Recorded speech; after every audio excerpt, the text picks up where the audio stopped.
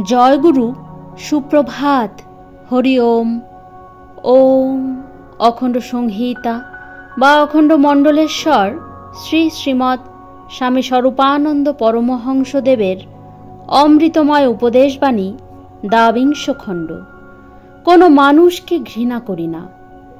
কুমিল্লাতেও কয়েকজন আসিয়াছেন। তাহারা নাকি স্বপ্নে শ্রী শ্রী বাবামণির কাছে প্রণব মন্ত্রে দীক্ষা পাইয়াছেন। দুই একজনের দীক্ষার প্রসঙ্গটা মনে আছে, মন্ত্র মনে নাই। শ্রী শ্রী বাবামণি বলিলেন, আমাকেই যদি গুরু বলে মনে করে থাকো, তবে আমার ফটোখানার সামনে বসে প্রতীক্ষা করো। একদিন নিশ্চয়ই ওম এই পরম মন্ত্র আমার কণ্ঠেই শুনিতে পাবে। এখনই আমার কাছে প্রকাশ্যভাবে দীক্ষা নেওয়ার প্রয়োজন নেই। একদিন গুরু ছাড়াই লক্ষ লক্ষ লোকের প্রণব দীক্ষা হবে। আমার একখানা প্রতিচিত্র মাত্র সেদিন প্রয়োজন হবে। তবে দিনটা অনেক দূরে।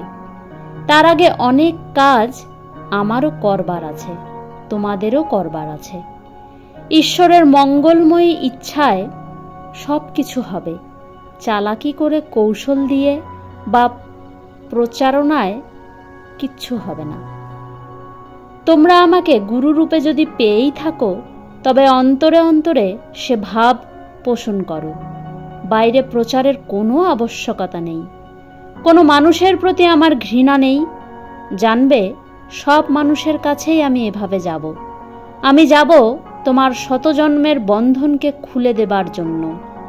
নূতন করে একটা দাসত্বের শৃঙ্খল তোমার কণ্ঠে পরিয়ে দেবার জন্য নয়।